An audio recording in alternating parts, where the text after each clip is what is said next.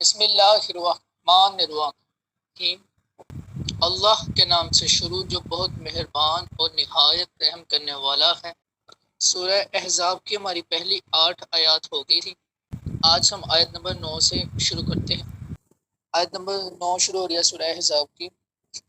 یا ایوہا، اے الذین، وہ لوگ جو آمنو، ایمان لائے، اذکرو، یاد کرو، یا ایوہا الذین آمنو اذکرو، اے ایمان والو یاد کرو، نعمت اللہ، اللہ کی نعمت، اللہ کا احسان،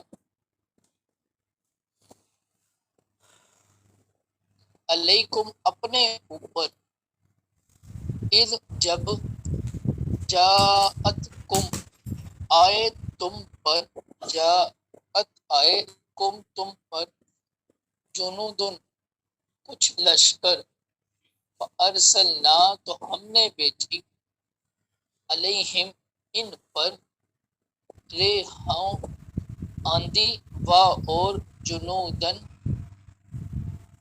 لشکر، لم تروہا جنہیں تم نے نہ دیکھا، و اور کانا ہے، اللہ اللہ، بما کو جو تعملون تم عمل کرتے ہو، بصیرن یا بصیرہ دیکھنے والا۔ اس آیت کا محاورہ ترجمہ کرتے ہیں۔ اے ایمان والو، اللہ کا احسان اپنے اوپر یاد کرو، جب تم پر کچھ لشکر آئے تو ہم نے ان پر آندھی اور وہ لشکر بھیجے جو تمہیں نظر نہ آئے، اور اللہ تمہارے کاموں کو دیکھ رہا ہے۔ اب آیت نمبر 9 کی تفسیر کرتے ہیں۔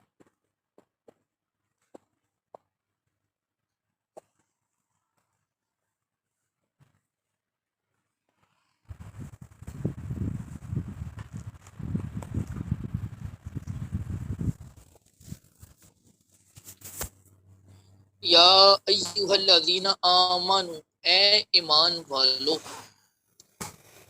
یہاں سے جنگ احزاب کے احوال بیان کیے جا رہے ہیں، اسے غزوہ خندق بھی کہتے ہیں، اور یہ واقعہ جنگ احد کے لیے 1 سال بعد پیش آیا۔ چنانچہ ارشاد فرمایا کہ اے ایمان والو، تم اللہ تعالیٰ کا وہ احسان یاد کرو جو اس نے تم پر اس وقت فرمایا جب تم پر قریش، غطفان، بنو قریظہ اور بنو نذیر کے لشکر آئے اور انہوں نے تمہارا محاصرہ کر لیا، تو ہم نے ان پر آندھی اور فرشتوں کے وہ لشکر بھیجے جو تمہیں نظر نہیں آئے، اور تمہارا خندق کھودنا اور میرے حبیب صلی اللہ علیہ وسلم کی فرما برداری میں ثابت قدم رہنا اللہ تعالیٰ دیکھ رہا ہے، اسی لیے اس نے کافروں کے خلاف تمہاری مدد فرمائی اور اس نے شر سے تمہیں محفوظ رکھا، لہٰذا تم اللہ تعالیٰ کے اس عظیم احسان پر اس کا شکر ادا کرو۔ غزوہ احزاب کا مختصر واقعہ دیکھتے ہیں۔ غزوہ احزاب کا مختصر بیان یہ ہے کہ یہ غزوہ سن 4 یا 5 ہجری شوال کے مہینے میں پیش آیا۔ اس کا سبب یہ ہوا کہ جب بنی نذیر کے یہودیوں کو جلا وطن کیا گیا تو ان کے سربراہ مکہ مکرمہ میں قریش کے پاس پہنچے اور انہیں سرکار دو عالم صلی اللہ تعالی علیہ وآلہ وسلم کے ساتھ جنگ کرنے کی ترغیب دلائی اور وعدہ کیا کہ ہم تمہارا ساتھ دیں گے یہاں تک کہ مسلمان نیست و نابود ہو جائیں۔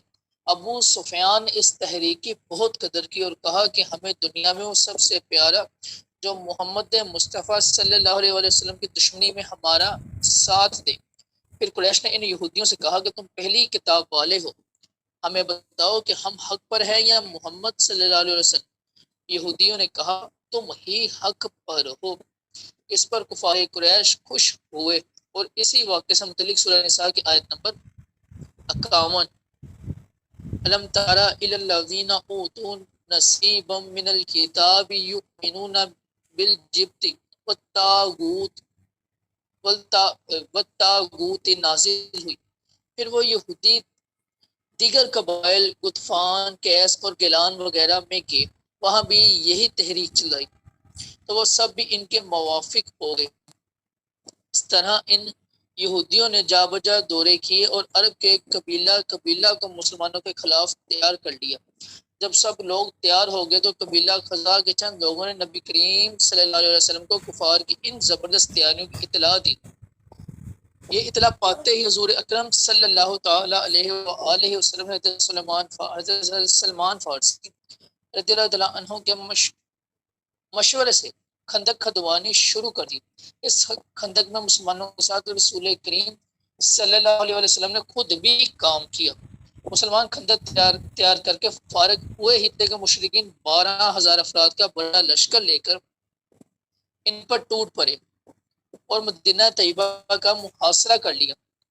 خندق مسلمانوں کے اور ان کے درمیان حائل تھی، اور اسے دیکھ کر سب کفار حیران ہوئے اور کہنے لگے کہ ایسی تدبیر ہے جس سے عرب لوگ اب تک واقف نہ تھے۔ اب انہوں نے مسلمانوں پر تیر اندازی شروع کر دی۔ جب اس محاصرے کو 15 یا 24 دن گزرے تو مسلمانوں پر خوف غالب ہوا اور وہ بہت گھبرائے اور پریشان ہوئے۔ اللہ تعالیٰ نے ان کی مدد فرمائی اور کافروں پر تیز ہوا بھیجی۔ انتہائی سرد اور اندھیری رات میں اس ہوا نے کافروں کے خیمے گرا دیے، تنابی توڑ دی، کونٹیں اکھاڑ دی، ہانڈیاں الٹ دی اور آدمی زمین پر گرنے لگے۔ اللہ تعالیٰ نے فرشتے بھیج دیے جنہوں نے کفار کو لرزا دیا اور ان کے دلوں میں دہشت ڈال دی، مگر اس جنگ میں فرشتوں نے لڑائی نہیں کی۔ پھر رسول کریم صلی اللہ علیہ وسلم نے حضرت حذیفہ بن یمان رضی اللہ عنہ کو خبر لینے کے لیے بھیجا۔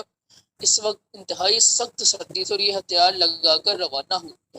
حضور پنور صلی اللہ علیہ وسلم نے روانہ ہوتے وقت ان کے چہرے اور بدن پر دستے مبارک پھیرا، جس کی برکت سے ان پر سردی اثر نہ کر سکی اور یہ دشمن کے لشکر میں پہنچ گئے۔ وہاں تیز ہوا چل رہی تھی، سنگریزے اڑ کر لوگوں کو لگ رہے تھے اور آنکھوں میں گرد پڑ رہی تھی۔ الغرض عجب پریشانی کا عالم تھا۔ کافروں کے لشکر کے سردار ابو سفیان ہوا کا یہ عالم دیکھ کر اٹھے اور انہوں نے قریش کو پکار کر کہا کہ جاسوسوں سے ہوشیار رہنا، ہر شخص اپنے برابر والے کو دیکھ لے۔ یہ اعلان ہونے کے بعد ہر ایک شخص نے اپنے برابر والے کو ٹٹولنا شروع کر دیا۔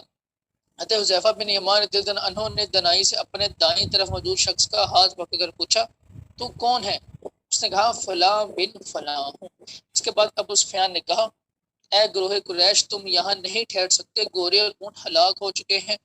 بنی قریظہ اپنے عہد سے پھر گئے اور ہمیں ان کی طرف سے اندیشہ ناک خبریں پہنچی ہے۔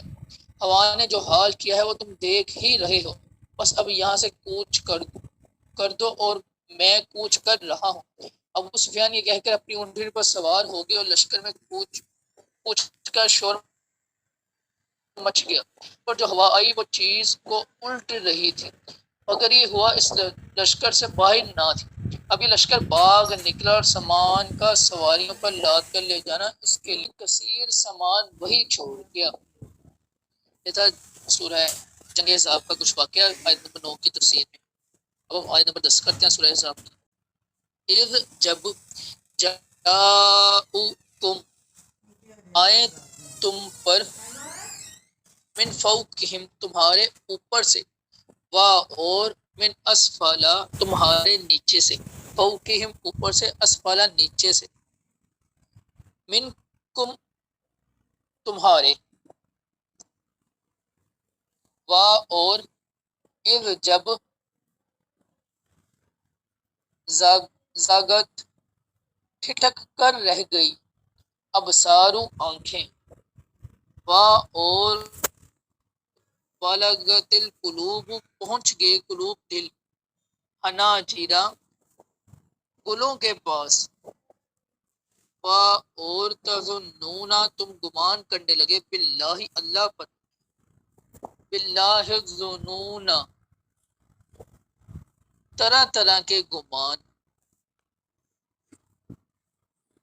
تم اللہ پر طرح طرح کے گمان کرنے لگے اور تمہارے نیچے سے، اور جب آنکھیں ٹھٹک کر رہ گئی اور دل گلوں کے پاس آ گئے اور تم اللہ پر طرح طرح کے گمان کرنے لگے۔ اس کی تفسیر دیکھ سکتے ہیں۔ اذ جاؤکم جب کافر تم پر آئے، غزوہ احزاب کے موقع پر جب اللہ تعالیٰ نے ایمان والوں پر احسان فرمایا، اس وقت صورتحال یہ تھی کہ مدینہ منورہ پر حملہ آور ہونے والے لشکر میں سے وادی کے اوپر کی طرف مشرق سے اسد اور غطفان قبیلے کے لوگ مالک بن اوف نصرہ اور عیینہ بن حسن فزاری کی سرکردگی میں 1000 کی جمعیت لے کر آئے اور ان کے ساتھ طلیحہ بن خلید اسدی بنی اسد کی جمعیت لے کر اور خبیب بن اخطب یہودی بنی قریظہ کی جمعیت لے کر آیا، اور وادی کی نچلی جانب مغرب سے قریش اور کنانا قبیلے کے لوگ اور ابو سفیان بن حرب کی سرکردگی میں آئے۔ اس وقت لوگوں کی آنکھیں ٹھٹک کر رہ گئی اور رعب و ہیبت کی شدت سے حیرت میں آ گئی، اور خوف و اضطراب میں اس انتہا کو پہنچ گیا کہ دل گویا کہ گلوں کے پاس آ گئے، اور منافق تو یہ گمان کرنے لگے کہ اب مسلمانوں کا نام و نشان باقی نہ رہے گا، کیونکہ کفار کی اتنی بڑی جمعیت سب کو فنا کر ڈالے گی، اور مسلمانوں کو اللہ تعالیٰ کی طرف سے مدد آنے اور اپنے فتح یاب ہونے کی امید تھی۔ آگے آیت نمبر 11 دیکھتے ہیں۔ وہی ابتلیہ ازمایا گیا المؤمنون ایمان والوں کو، اور زلزلو انہیں جھنجھوڑ دیا گیا، زلزالاً شدید بہت سخت جھنجھوڑنا، وہی مسلمانوں کو ازمایا گیا اور انہیں خوب سختی سے جھنجھوڑا کیا۔ آیت نمبر 11 کی تفسیر دیکھتے ہیں۔ ہنالک ابتلی المؤمنون، وہی مسلمانوں کو ازمایا گیا، یعنی اسی دشتناک جگہ اور ہولناک حالات میں رعب اور محاصرے کے ذریعے مسلمانوں کے صبر و اخلاص کو آزمایا گیا، اور اس جنگ میں ناداری داخلی دشمنوں یعنی یہود مدینہ کا خطرہ، خارجی دشمنوں کی یلغار، اس کے علاوہ اپنی بے سر و سامانی وغیرہ سب مسائل جمع ہو گئے تھے، اور یہ ایسی چیزیں تھیں جن سے بہادر کے دل چھوٹ جاتے ہیں، مگر سچے غلامان مصطفیٰ صلی اللہ علیہ وآلہ وسلم ایسی آفات میں بھی اللہ تعالیٰ کی دی ہوئی توفیق سے ثابت قدم رہے۔ آگے آیت نمبر 12 دیکھتے ہیں۔ اور جب یقول کہنے لگے المنافقون منافقین، اور الذین وہ لوگ جو فی قلوبہم ان کے دلوں میں مرض مرض تھا، ما وعدنا نہیں وعدہ کیا ہم سے، اللہ ورسولہ اللہ اور اس کے رسول نے، اللہ مگر غرورن دھوکا۔ اور جب منافق اور جن کے دلوں میں مرض تھا وہ کہنے لگے اللہ اور اس کے رسول نے ہم سے دھوکے کا وعدہ کیا۔ آیت نمبر 12 کی تفسیر دیکھتے ہیں۔ وَإِذَا يَقُولُ الْمُنَافِقُونَ، اور جب منافق کہنے لگے، خندق کی کھدائی کے دوران نبی کریم صلی اللہ علیہ وسلم نے چٹان پر ضرب لگا کر اسے ریزہ ریزہ کر دیا، اس کے بعد یہ بشارت دی کہ فارس قوم، یمن اور حبشہ کے مالک مسلمانوں کے ہاتھوں فتح ہوں گے۔ جب کافروں نے حملہ کیا تو ان کے لشکر دیکھ کر معتب بن بشیر کہنے لگا کہ محمد مصطفیٰ صلی اللہ علیہ وسلم تو ہمیں فارس اور روم کی فتح کا وعدہ دیتے ہیں، اور حال یہ کہ ہم میں سے کسی کی یہ مجال بھی نہیں کہ اپنے ڈیرے سے باہر نکل سکے۔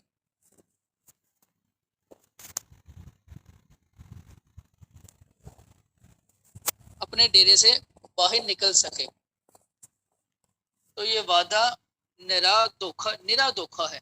اس کے علاوہ منافقوں نے بھی اس طرح کی باتیں کی۔ ان کی مذمت میں یہ آیت نازل ہوئی، جس کا خلاصہ یہ ہے کہ اگر ان لوگوں کا یہ عقیدہ مضبوط ہوتا کہ حضور نور صلی اللہ علیہ وآلہ وسلم سچے رسول ہیں، تو وہ کبھی یہ بات اپنی زبان پر نہ لاتے۔ آگے آیت نمبر 13 دیکھتے ہیں۔ اور جب قالت کہا طائفات ایک گروہ نے، منہم ان میں سے، یا اہل یثرب اے یثرب والو، لا نہیں، مقامہ ٹھہرنے کی جگہ، لکم تمہارے لیے، فرجعو تو تم لوٹ چلو، اور یستغنو جل مانگ رہا تھا فریقن ایک گروہ منہم ان میں سے النبی نبی سے یقولون یہ کہتے ہوئے انا کے بیوتنا ہمارے گھر عورتن کیرے محفوظ ہیں وا اور ماں نہیں کیا وہ بھی عورتن کیرے محفوظ ان نہیں یریدون وہ چاہتے تھے اللہ مگر فرارن فرار ہونا۔ اس آیت مبارکہ 13 نمبر آیت کا محاورہ ترجمہ دیکھتے ہیں۔ اور جب ان میں سے ایک گروہ نے کہا اے مدینہ والو یہاں تمہارے ٹھہرنے کی جگہ نہیں تو تم واپس چلو، اور ان میں سے ایک گروہ وہ نبی سے یہ کہتے ہوئے اجازت مانگ رہا تھا کہ بے شک ہمارے گھر بے حفاظت ہیں، حالانکہ وہ بے حفاظت نہ تھے، وہ تو صرف فرار ہونا چاہتے تھے۔ اس آیت کی تفسیر دیکھتے ہیں۔ وَإِذْ قَالَتْ طَائِفَةٌ مِّنْهُمْ يَا أَهْلَ يَثْرِبَ، اور جب ان میں سے ایک گروہ نے کہا اے مدینے والو، اس آیت میں یثرب کا لفظ ذکر ہوا۔ اس کے بارے میں اعلیٰ حضرت امام احمد رضا خان رحمۃ اللہ علیہ فرماتے ہیں قرآن عظیم میں کہ لفظ یثرب آیا وہ رب العزت جل و علا نے منافقین کا قول نقل فرمایا ہے۔ یثرب کا لفظ فساد و ملامت سے خبر دیتا ہے، اور نپاک اسی طرف اشارہ کر کے یثرب کہتے اللہ عز و جل نے ان پر رد کے لیے مدینہ طیبہ کا نام طابہ رکھا۔ حضور اقدس صلی اللہ علیہ وسلم فرماتے ہیں یقولون یثرب وہی المدینہ، وہ اسے یثرب کہتے ہیں اور وہ تو مدینہ ہے۔ اور فرماتے ہیں صلی اللہ علیہ وسلم ان اللہ تعالی سم المدینہ تابہ، بے شک اللہ عز و جل مدینہ کا نام تابہ رکھا۔ مرکات میں ہے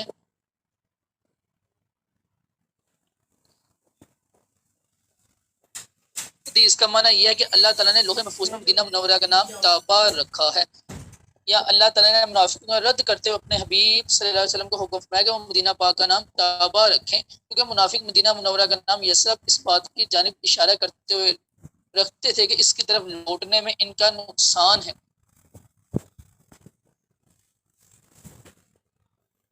امام نووی رحمۃ اللہ تعالیٰ نے فرمایا تھا عیسیٰ بن دینار رحمۃ اللہ تعالیٰ علیہ سے یہ قول حکایت کیا گیا ہے کہ جس کسی نے مدینہ طیبہ کا نام یثرب رکھا یعنی اس نام سے پکارا تو وہ گناہ گار ہوگا۔ جہاں تک اس بات کا تعلق ہے قرآن مجید میں مدینہ منورہ کا نام یثرب ذکر ہوا تو اس کے بارے میں معلوم ہونا چاہیے کہ وہ ان منافقین کے قول کی حکایت ہے جن کے دلوں میں نفاق کی بیماری تھی۔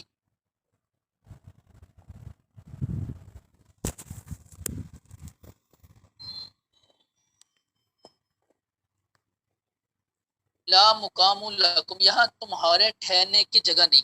غزوہ خندق کے موقع پر کافروں کے لشکر دیکھ کر منافقوں کا حال یہ ہوا کہ ان میں سے ایک گروہ کہنے لگا اے مدینے والو، رسول کریم صلی اللہ علیہ وسلم کے لشکر میں تمہارے ٹھہرنے کی جگہ نہیں، کیونکہ دشمنوں کی تعداد بہت زیادہ ہے اور ان کے لشکر تم پر غالب آ جائیں گے، اس لیے عافیت اسی میں ہے کہ تم مدینہ منورہ میں اپنے گھروں کی طرف واپس چلے جاؤ۔ اور ان کا دوسرا گروہ نبی کریم صلی اللہ علیہ وسلم کی بارگاہ میں حاضر ہوا، یہ کہہ کر واپسی کی اجازت مانگنے لگا کہ مدینہ منورہ میں ہمارے گھر کمزور ہونے کی وجہ سے محفوظ نہیں، ہمیں دشمنوں اور چوروں کی طرف سے خطرہ ہے، اس لیے آپ ہمیں واپس جانے کی اجازت دیں تاکہ ہم ان کی حفاظت کا انتظام کر لیں، اس کے بعد ہم دوبارہ لشکر میں واپس آ جائیں گے۔ اللہ تعالیٰ ان لوگوں کی اندرونی کیفیت کو ظاہر کرتے ہوئے ارشاد فرماتا ہے کہ منافقوں کے گھر گہرے محفوظ نہ تھے، بلکہ وہ لوگ یہ بہانہ بنا کر میدان جنگ سے فرار ہونا چاہتے تھے۔ ہماری 13 آیات آج ہو گئی ہیں، تو یہاں تک آج کافی ہے، باقی انشاءاللہ کل